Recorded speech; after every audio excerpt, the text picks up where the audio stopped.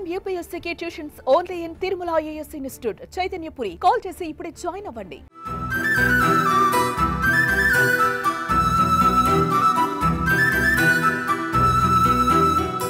Sir, మామిడిలో తీసుకోవాల్సిన ప్రధాన జాగ్రత్తలు ఏంటి? మీరు రైతుకి ఎలాంటి సూచనలు ఇస్తారు? వాస్తవంగా మామిడి సాగు చేసే రైతులందరూ గుర్తుంచుకోవాల్సింది ఏంటంటే, మామిడి అనేది మెట్ట పంట, మాగాణి పంట కాదు. ఈ మధ్యకాలంలో చాలామంది రైతులు ఏం చేస్తున్నారంటే విపరీతంగా వాటర్ ఇచ్చేసి దీన్ని మాగాణి పంటలాగా చేస్తున్నారు. దానివల్ల చాలా సమస్యలు వస్తున్నాయి.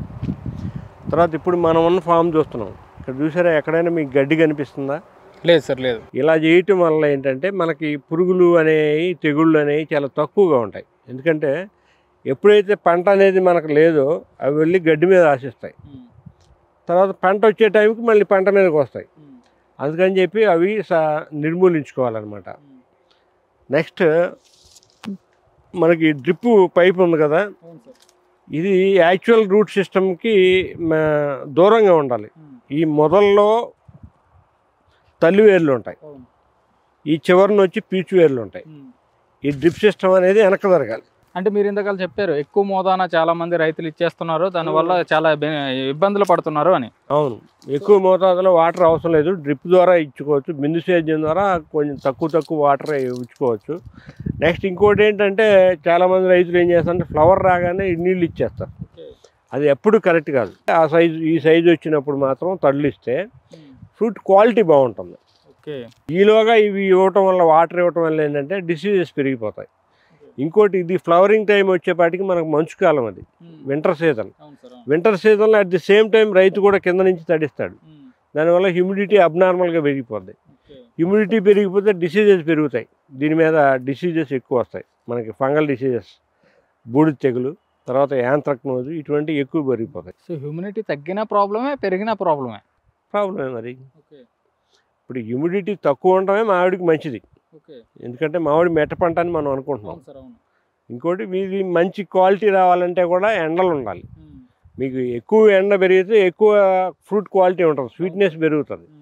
తక్కువ ఎండ ఉంటే ఫ్రూట్ క్వాలిటీ ఉండదు. ఓకేనా? తర్వాత ఇక్కడ ఈ ఫామ్లో మనం లాస్ట్ టైం గమ్మోసిస్ అనే ఒక ప్రాబ్లం ఉంది. ఇప్పుడు దాన్ని పూర్తిగా నిర్మూలించాం. ఎలాగంటే మనం బయలాజికల్ కంట్రోల్ ఏజెంట్స్ వాడటం ద్వారా 100% పోయింది. ఆ గమ్మోసిస్ అంటే ఆ మొదల దగ్గర జిగురు గారుతూ ఉంటుంది మామిడిది. ఏమంటే మామిడి కొమ్మలకి, మొదలకి. అవును సార్, మనం చాలా దగ్గర చూసుకుంటే తెలంగాణలో ఎక్కువగా ఉంది ఆ ప్రాబ్లం. బట్ మనం ఇచ్చిన ట్రీట్మెంట్ వల్ల అది ఆ గమ్మోసిస్ అనేది పూర్తిగా పోయిందనమాట. సార్, ఇప్పుడు ముఖ్య జాగ్రత్తలు ఏవి తీసుకోమంటారు? మొక్కకి జాగ్రత్తలు అంటే అదే, మనం ఫస్ట్ జూన్ జూలైలో మాత్రం ప్రూనింగ్ చేయాలి. ప్రూనింగ్ చేసేటప్పుడు గొడుగు కొమ్మలు లేకుండా చూసుకోవాలి.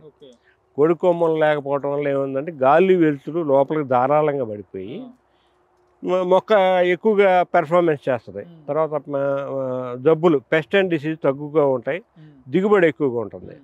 తర్వాత ఈ కొమ్మలు కూడా ఇప్పుడు ఈ ఫ్లవర్ అయిపోయింది కదా, ఇది అయిపోయిన తర్వాత ఇది కట్ చేసేయాలి. అంటే మీరు పంట తీసుకున్న తర్వాత జూన్ వరకు ఉండదు కదా పంట, జూన్ అయిపోయిన తర్వాత ఇది కట్ చేసేయాలి. కట్ చేస్తే దీని నుంచి మంచి ఫ్లెష్ వస్తుంది, అంటే కొత్త ఇగురు వస్తుంది. ఈ కొత్త ఇగురు రావటం వల్ల ఏంటంటే దాంట్లో ఎంజైమ్స్, హార్మోన్ సెక్రేషన్ కరెక్ట్గా ఉంటుంది. ప్రూనింగ్ కాన్సెప్ట్ అది. అలాగే కాకుండా మనం ఎక్కువ ఎత్తకుండా, మనం ఇప్పుడు బాగా హైట్ వెళ్ళిపోయిందని మనం కొయ్యటం కూడా ఇబ్బంది కదా, మేనేజ్మెంట్ ఇబ్బంది, స్ప్రేయింగ్ ఇబ్బంది, అన్నీ ఇబ్బంది. దాని తర్వాత మనకి ఫ్లవరింగ్ టైంలో ఏమవుతుందంటే మెయిన్ త్రిప్స్, మైట్స్ అని ఉంటాయి. ప్రస్తుతానికి ఎక్కడైతే లేవు. ప్రతి రైతు ఇలా ఎదిలించాలి. ఇలా ఎదిలిచ్చినప్పుడు ఇక్కడ కనపడతాయి అనమాట త్రిప్స్, మైట్స్ అనే పురుగులు. ఇవి ఇక్కడ కనపడుతున్నాయి చూడండి, ఇవి.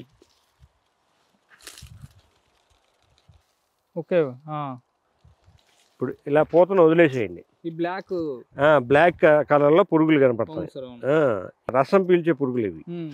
ఈ మొక్కలో ఈ గెల్ల ఉన్న రసం, మొక్క కష్టపడి తయారు చేసుకున్న రసం మొత్తం లాగేస్తాయి. సో కాయ రాదు. ఒకవేళ వచ్చినా కూడా దానికి పైన మంగు అనే వస్తుంది, అంటే గీరినట్టుగా వస్తుంది. దాన్ని రాతి మంగు అంటారు. కాయ పెరిగే కొద్ది పెరుగుతుంది. బట్ దీనికి చాలా తక్కువగా ఉంది. తక్కువగా అంటే మనకి 5% కంటే అబవ్ ఉంటే ఎకనామికల్ థ్రెషోల్డ్ లెవెల్ అంటారు దాన్ని మన వ్యవసాయ పరిభాషలో.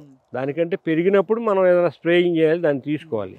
అలా కాని పక్షంలో మన న్యాచురల్ పెస్ట్ మనం ఇందాక మాట్లాడుకున్నాం కదా, డ్రాగన్ ఫ్లైస్ కానీ ఇవి కానీ ఏమైనా మన సాలిడ్ కానీ ఇవన్నీ వాటిని తినేస్తూ ఉంటాయి. దాన్ని ప్రకృతికి వదిలేయాలి. ఇంకోటి విషయం, చాలామంది రైతులు మనకి కెమికల్ ఫార్మింగ్ అయితేనే కరెక్ట్గా వస్తుంది దిగుబడులు అని అనుకుంటున్నారు. కెమికల్ ఫార్మింగ్ వల్ల దిగుబడులు రాను తగ్గిపోతున్నాయి. ఈ మధ్యకాలంలో ఏమవుతుందంటే సాయిల్లో ఆర్గానిక్ కార్బన్ తగ్గిపోతుంది. ఆర్గానిక్ కార్బన్ 2 కంటే తగ్గిపోయినప్పుడు అది ఆ సాయిల్ సపోర్ట్ చేయదు మొక్కకి. చాలా చోట్ల పంటలు పండట్లా.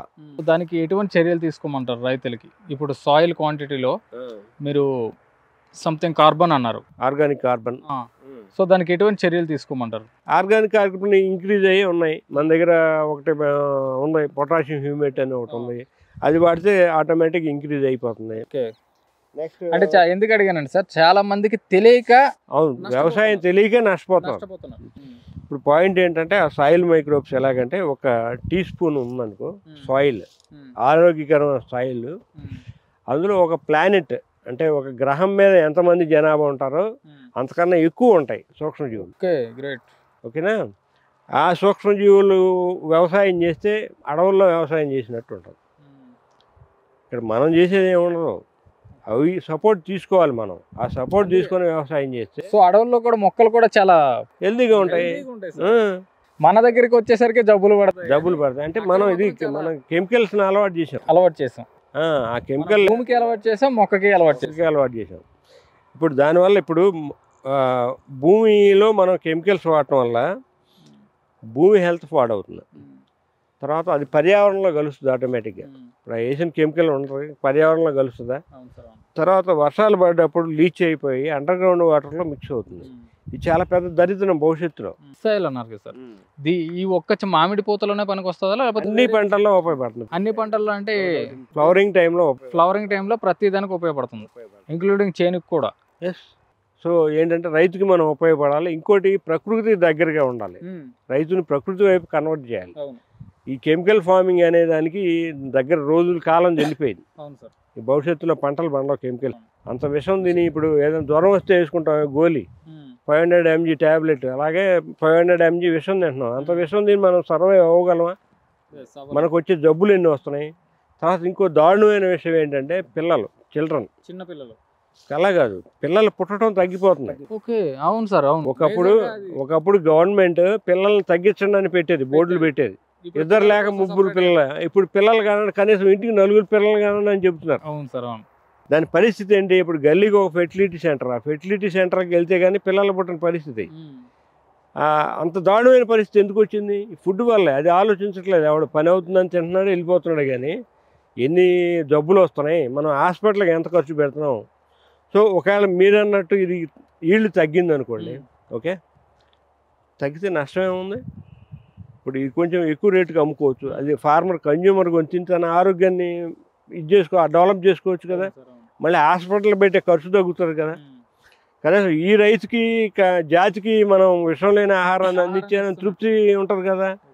ఇంకోటి ఏంటంటే, ఇంతకుముందు మనం బాగా దూరంగా ఉండేవి మామిడి మొక్కలు. ఇప్పుడు హై డెన్సిటీ ఫార్మింగ్ ఇది చాలు. మనం ప్రూనింగ్ చేసుకుంటే చక్కగా ఎక్కువ దిగుబడులు తీయచ్చు, ఎక్కువ పంట తీయచ్చు. గతంలో ఎకరాకి 18 మొక్కలు ఉండేవి, ఇప్పుడు ఈ 200 మొక్కల వరకు కూడా వేస్తున్నాం. High density, ultra high density అని. తర్వాత ఇక్కడ మళ్ళీ మధ్యలో ఇంకో వరుస కొత్తది వస్తుంది. ఇది రిటైర్మెంట్కి వచ్చే టైంకి అది మళ్ళీ రెడీ అయిపోతుంది. అంటే బాగా అప్పుడు రెడీ అవుతుంది బ్లూజమ్. అలా చేసుకుంటే మనకు వ్యవసాయంలో లాస్ ఏముంది? కేవలం కెమికల్స్ వేసి పండించాలి, పాత పద్ధతులు పండించాలంటే అది అయ్యే పని కాదు. పాత పద్ధతులు అంటే 1961 తర్వాత వచ్చిన పద్ధతులు. 1961కు ముందు ఉన్నది మన పద్ధతులే, ప్రాచీన పద్ధతులే. మళ్ళీ అదంటే మళ్ళీ కెమికల్కి వస్తుంది. అది 61 బిఫోర్ మన తాతలు ముత్తాతలు ఏదైతే చేశారో వాళ్ళు ఒక్కోళ్ళు 100 ఏళ్ళు 150 ఏళ్ళు కూడా బతికిన వాళ్ళు ఉన్నారు. మంచి స్ట్రాంగ్గా కూడా ఉండేవాళ్ళు. వాళ్ళు మార్నింగ్ 4 o'clock లేచి పొలాలకు వెళ్ళేవాడు. ఇప్పుడు 4 o'clock లేచే మనిషి వాళ్ళు ఉన్నారా? వేల మీద లెక్క పెట్టచ్చు. అలా తయారైంది ప్రపంచం. మనుషుల ఆరోగ్యం పాడైపోతుంది, పర్యావరణం పాడైపోతుంది, అండర్ గ్రౌండ్ వాటర్ పొల్యూట్ అవుతుంది. ఇన్ని పొల్యూషన్ మధ్య మానవ జీవితం అనేది ఒక క్వశ్చన్ మార్క్ అవుతుంది. దాని నుంచి బయటకు తీసుకురావాలి. నా కాన్సెప్ట్ అది అనమాట.